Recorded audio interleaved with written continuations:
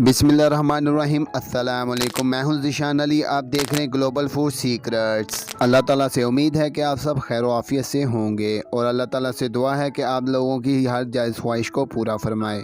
नाज़रीन, आज हम तैयार करेंगे नींबू का अचार, सिरके वाला और सरसों के तेल वाला, जो बहुत ही मज़ेदार और टेस्टी तैयार होता है। आज हम आपको बताएंगे टिप्स और ट्रिक के साथ। आप तैयार कीजिएगा और उसको स्टोर कर लीजिएगा। चलते हैं इंग्रेडिएंट्स की तरफ। नाज़रीन, जिन इंग्रेडिएंट्स की ज़रूरत है वो ये हैं: 1 किलो नींबू, 1 कप सरसों का ऑयल, सिरका हाफ कप। नाज़रीन, सिरका 2 किस्म का होता है, एक ज़रा ज़्यादा तेज़ होता है, एक कम तेज़ होता है। तो मैं कम तेज़ वाला इस्तेमाल कर रहा हूँ, इसलिए हाफ कप ले रहा हूँ। अगर आप ज़्यादा तेज़ वाला लें तो वो 1 कप का चौथा हिस्सा इस्तेमाल कीजिएगा। मेथरे 1 टेबल स्पून, सौंफ 1 टेबल स्पून, राई 1 टीस्पून, कलवंजी 1 tablespoon, chilli flakes 1 tablespoon, हल्दी 1 टीस्पून, नमक आप अपने टेस्ट के मुताबिक इस्तेमाल कीजिएगा। तो चलते हैं अगले प्रोसेस की तरफ। नाजरीन, शुरू करते हैं। और नाजरीन, ये भी बताना चाहूँगा, नमक और चिली फ्लेक्स मैं गलती से पहले डाल चुका हूँ, कैमरा ऑन नहीं किया था। तो अब शुरू करते हैं। बिस्मिल्लाहिर्रहमानिर्रहीम। हल्दी, राई, मेथरे, कलवंजी, सौंफ। अब इनको मिक्स करते हैं, उसके बाद सिरका डालेंगे।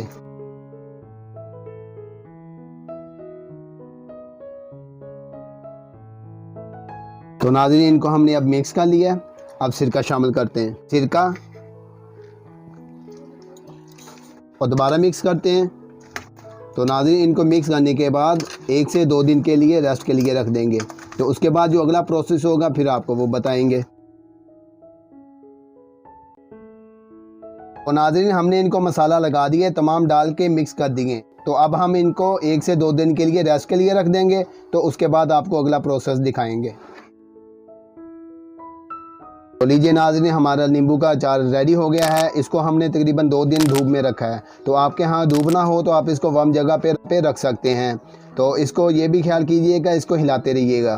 तो अब नाज़रीन, ये बिल्कुल रेडी है। अब इसमें ऑयल शामिल करते हैं। बिस्मिल्लाहिर्रहमानिर्रहीम।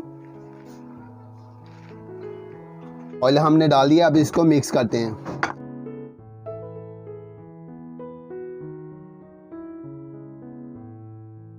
नाज़रीन, अब ये बिल्कुल मुकम्मल रेडी है। आप इसको किसी मर्तबान में या किसी शीशे के जार में भी आप इसको स्टोर कर सकते हैं, ये आप पे डिपेंड करता है। आप इसको पराठे के साथ खाएं या सालन में इस्तेमाल करें, सालन का मज़ा जो है दुबाला हो जाएगा। और आप इसको बिरयानी के साथ, पुलाव के साथ, इसके साथ मर्जी आप इस्तेमाल करें, इंशाल्लाह मज़ा आ जाएगा। तो आप इसको लाजमी ट्राई कीजिएगा और इंस्टाग्राम पे मेरे साथ लाजमी शेयर कीजिएगा। अगर वीडियो अच्छी लगे तो लाइक करें और कमेंट सेक्शन में अपनी राय का इज़हार लाजमी करें और वीडियो को एंड तक देखा करें। तो आप मुझे इजाज़त दें, दुआओं में याद रखिएगा। अस्सलामु अलैकुम।